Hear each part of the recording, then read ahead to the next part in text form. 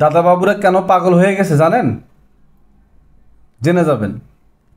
কিছু তথ্য যদি আপনারা বিচার বিশ্লেষণ করেন সহজে জেনে যাবেন। দেখুন, চিন্ময় প্রভু দাস গ্রেপ্তার হওয়ার পূর্বে রংপুরে কিন্তু বিশাল একটা সমাবেশ করেছেন। সেটা বিষয়ে মোটামুটি কম বেশি আমরা জানি। তো সেটা কেন? সেটার কারণ হচ্ছে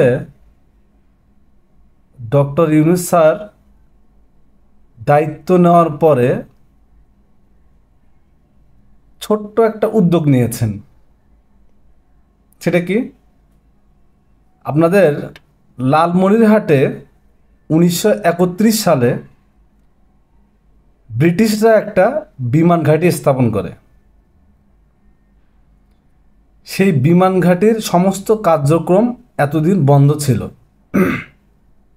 তো ডক্টর মোহাম্মদ ইউনূস স্যার দায়িত্ব নেওয়ার পরে কিভাবে আমাদের চায়ের দোকানদার তার দেশকে চাপে রাখা যাবে সেটা কিন্তু খুব সহজে বুঝে যায়, এবং তারই ফলশ্রুতিতে ইউনূস স্যার উদ্যোগ নেন যে লালমনিরহাটের বিমান ঘাঁটি পুনরায় চালু করা হবে। যখনই দাদাবাবুরা জানতে পারেন যে লালমনিরহাটের বিমান ঘাঁটি চালু হয়ে যাচ্ছে, তখনই শুরু করে ষড়যন্ত্র। এই চিন্ময় প্রভু দাসকে দিয়ে রংপুর এবং চিটাগং বাংলাদেশ থেকে আলাদা করতে চায়। ঠিক আছে?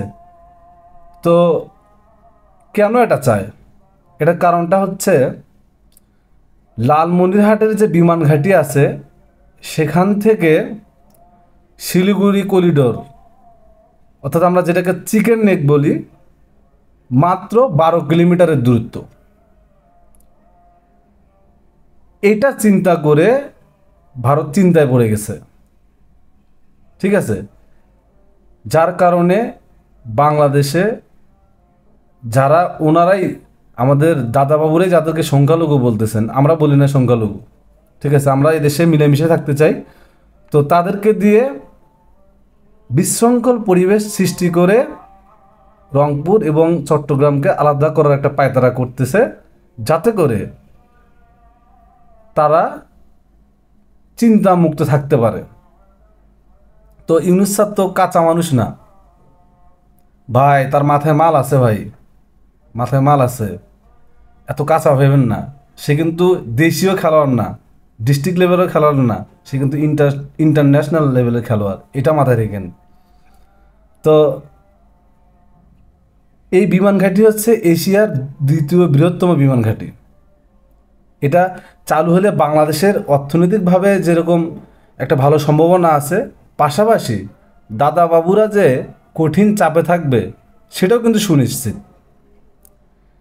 ঠিক আছে?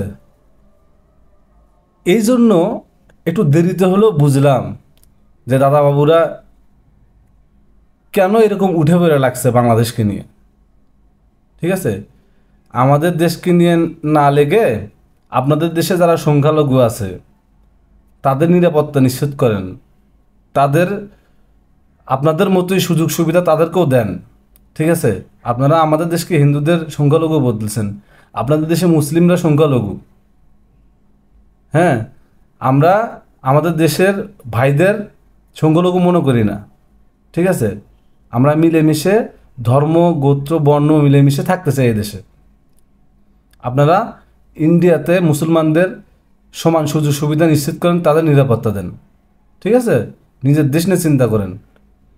নিজের চরকায় তেল দেন ভাই, অন্য অন্য চরকায় তেল দেওয়ার চিন্তা করেন না। ঠিক আছে?